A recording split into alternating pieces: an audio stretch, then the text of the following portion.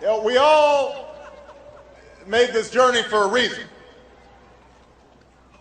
It's humbling to see a crowd like this, but in my heart I know you didn't just come here for me. You know, you came here because you believe in what this country can be. In the face of war, you believe there can be peace. In the face of despair, you believe there can be hope.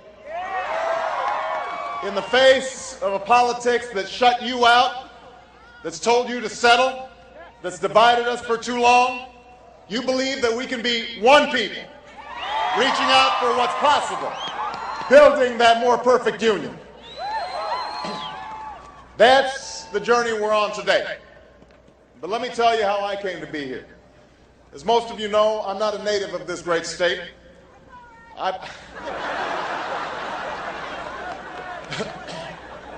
I moved to Illinois over 2 decades ago.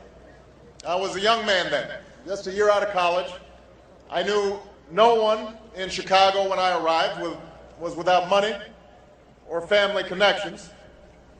But a group of churches had offered me a job as a community organizer for the grand sum of $13,000 a year. And I accepted the job sight unseen, motivated then by a single, simple, powerful idea that I might play a small part in building a better America. My work took me to some of Chicago's poorest neighborhoods. I joined with pastors and lay people to deal with communities that have been ravaged by plant closings. I saw that the problems people faced weren't simply local in nature, that the decisions to close a steel mill was made by distant executives, that the lack of textbooks and computers in the school could be traced to skewed priorities of politicians 1,000 miles away, and that when a child turns to violence, I came to realize that there's a hole in that boy's heart that no government alone can fill. It was in these neighborhoods that I received the best education that I ever had, and where I learned the meaning of my Christian faith. After 3 years of this work, I went to law school because I wanted to understand how the law should work for those in need. I became a civil rights lawyer and taught constitutional law. And after a time, I came to understand that our cherished rights of liberty and equality depend on the active participation of an awakened electorate.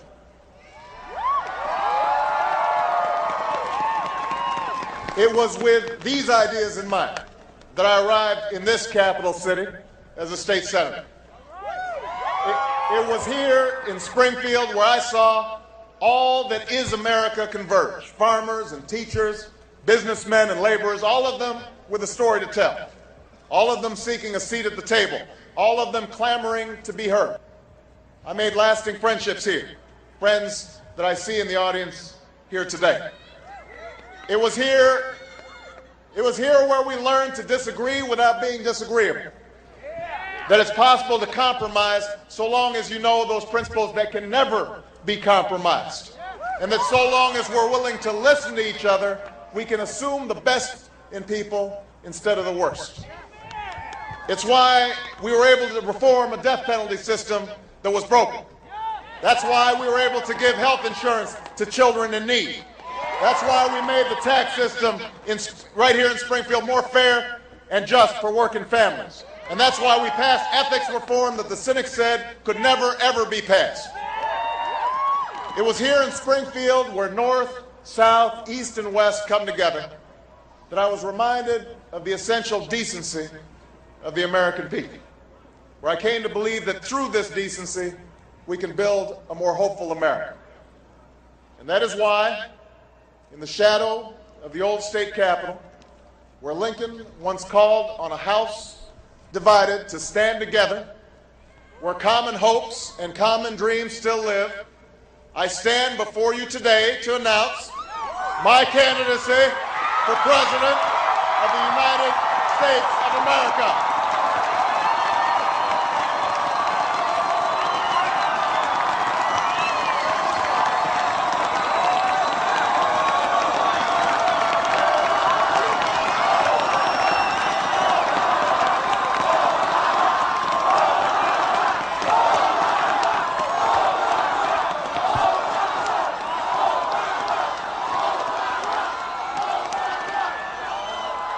Now listen,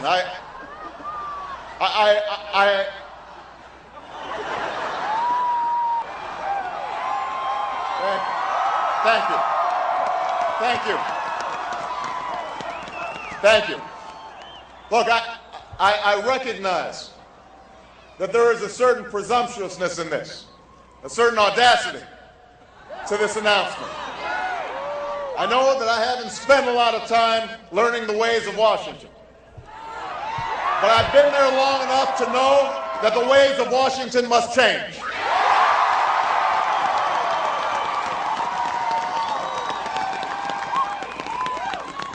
The genius of our founders is that they designed a system of government that can be changed. And we should take heart because we've changed this country before. In the face of tyranny, a band of patriots brought an empire to its knees. In the face of secession, we unified a nation and set the captives free. In the face of depression, we put people back to work and lifted millions out of poverty. We welcomed immigrants to our shores. We opened railroads to the west. We landed a man on the moon, and we heard a king's call to let justice roll down like waters and righteousness like a mighty stream. We've done this before. Each and every time a new generation has risen up and done what's needed to be done. Today, we are called once more. And it is time for our generation to answer that call.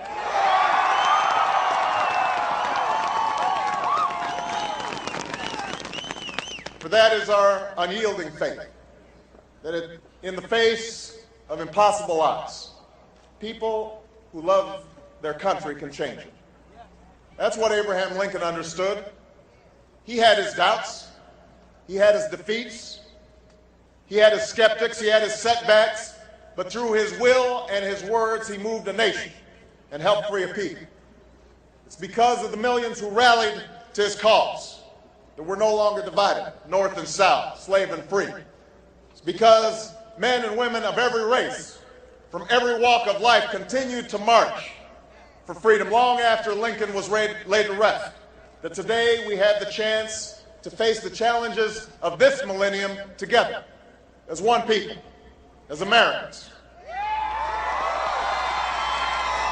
All of us know what those challenges are today. A war with no end, a dependence on oil that threatens our future, schools where too many children aren't learning, and families struggling paycheck to paycheck despite working as hard as they can. We know the challenges, we've heard them, we've talked about them for years. What stopped us from meeting these challenges is not the absence of sound policies and sensible plans. What stopped us is the failure of leadership. The smallness of our politics, the ease with which we're distracted by the petty and trivial, our chronic avoidance of tough decisions, our preference for scoring cheap political points instead of rolling up our sleeves and building a working consensus to tackle the big problems of America. For the past 6 years, we've been told that our mounting debts don't matter. We've been told that the anxiety Americans feel about rising health care costs and stagnant wages are an illusion. We've been told that climate change is a hoax. We've been told that tough talk and an ill-conceived war can replace diplomacy and strategy and foresight. And when all else fails, when Katrina happens, or the death toll in Iraq mounts, we've been told that our crises are somebody else's fault. We're distracted from our real failures and told to blame the other party, or gay people, or immigrants. And as people have looked away in disillusionment and frustration, we know what's filled the void. The cynics, the lobbyists, the special interests, who've turned our government into a game only they can afford to play. They write the checks and you get stuck with the bill. They get the access while you get to write a letter. They think they own this government, but we're here today to take it back. The time for that kind of politics is over. It is through. It's time to turn the page right here and right now.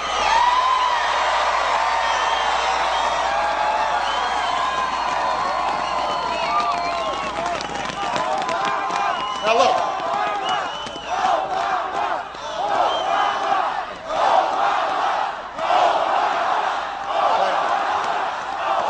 Thank you. Thank you. Look. We have made some progress already. I was proud to help lead the fight in Congress that led to the most sweeping ethics reforms since Watergate. But Washington has a long way to go, and it won't be easy.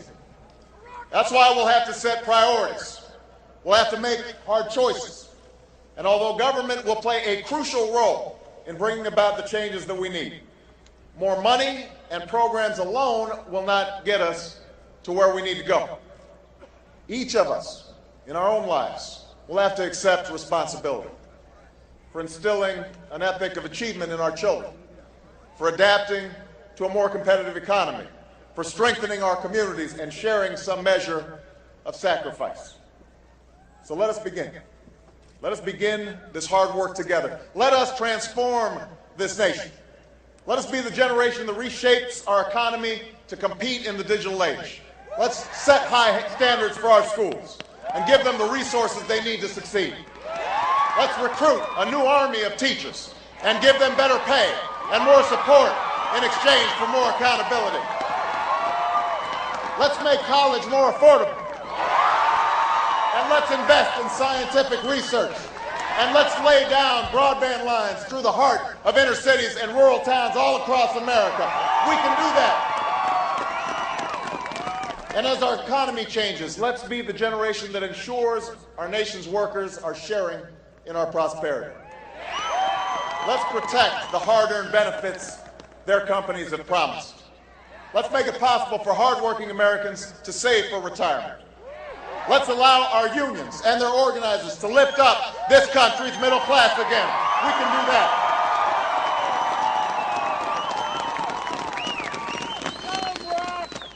Let's be the generation that ends poverty in America. Every single person willing to work should be able to get job training that leads to a job and earn a living wage that can pay the bills and afford child care so their kids can have a safe place to go when they work. We can do this. And let's be the generation that finally, after all these years, tackles our health care crisis. We can control costs by focusing on prevention, by providing better treatment to the chronically ill, and using technology to cut the bureaucracy. Let's be the generation that says, right here, right now, we will have universal health care in America by the end of the next president's first term. We can do that.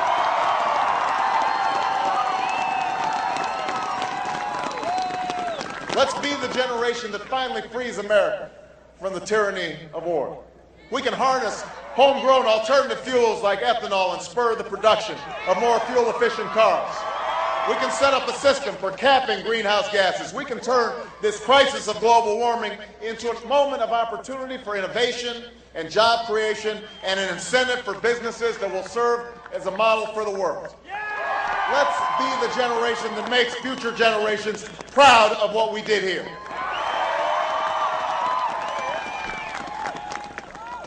Most of all, let's be the generation that never forgets what happened on that September day and confront the terrorists with everything we've got. Politics doesn't have to divide us on this anymore. We can work together to keep our country safe. I've worked with Republican Senator Dick Lugar to pass a law that will secure and destroy some of the world's deadliest weapons. We can work together to track down terrorists. With a stronger military, we can tighten the net around their finances. We can improve our intelligence capabilities and finally get Homeland Security right. But let's also understand that ultimate victory against our enemies will only come by rebuilding our alliances and exporting those ideals that bring hope and opportunity to millions of people around the globe. We can do those things. But all of this cannot come to pass until we bring an end to this war in Iraq. Most of you know that I opposed this war from the start. I thought it was a tragic mistake. Today we grieve for the families who have lost loved ones, the hearts that have been broken, and the young lives that could have been. America It is time to start bringing our troops home. It's time to admit that no amount of American lives can resolve the political disagreement that lies at the heart of someone else's civil war. That's why I have a plan that will bring our combat troops home by March of 2008. Letting the Iraqis know that we will not be there forever is our last best hope to pressure the Sunni and Shia to come to the table and find peace. And there's one other thing that it's not too late to get right about this war, and that is the homecoming of the men and women, our veterans, who have sacrificed the most. Let us honor their courage by providing the care they need and rebuilding the military they love. Let us be the generation that begins that work. I know there are those who don't believe we can do all these things. I understand the skepticism. After all, every 4 years, candidates from both parties make similar promises. I expect this year will be no different. All of us running for president will travel around the country offering 10-point plans and making grand speeches. All of us will trumpet those qualities we believe make us uniquely qualified to lead this country. But too many times, after the election is over and the confetti is swept away, all those promises fade from memory, and the lobbyists and special interests move in, and people turn away, disappointed as before, left to struggle on their own. That's why this campaign can't only be about me. It must be about us. It must be about what we can do together. This campaign must be the occasion, the vehicle of your hopes and your dreams. It will take your time, your energy, and your advice to push us forward when we're doing right and let us know when we're not. This campaign has to be about reclaiming the meaning of citizenship, restoring our sense of common purpose, and realizing that few obstacles can withstand the power of millions of voices calling for change. By ourselves, this change will not happen. Divided, we are bound to fail. But the life of a tall, gangly, self-made Springfield lawyer tells us that a different future is possible. He tells us that there is power in words. He tells us that there's power in conviction, that beneath all the differences of race and region, faith and station, we are one people. He tells us that there is power in hope. As Lincoln organized the forces arrayed against slavery, he was heard to say this: of strange, discordant, and even hostile elements, we gathered from the four winds and formed and fought to battle through. That is our purpose here today. That is why I'm in this race, not just to hold an office, but to gather with you to transform a nation. I want to win that next battle for justice and opportunity. I want to win that next battle for better schools and better jobs and better health care for all. I want us to take up the unfinished business of perfecting our union and building a better America. And if you will join with me in this improbable quest, if you feel destiny calling and see as I see the future of endless possibilities stretching out before us, if you sense as I sense that the time is now to shake off our slumber and slough off our fears and make good on the debt we owe past and future generations, then I am ready to take up the cause and march with you and work with you. Today, together, we can finish the work that needs to be done and usher in a new birth of freedom on this earth. Thank you very much, everybody. Let's get to work. I love you. Thank you.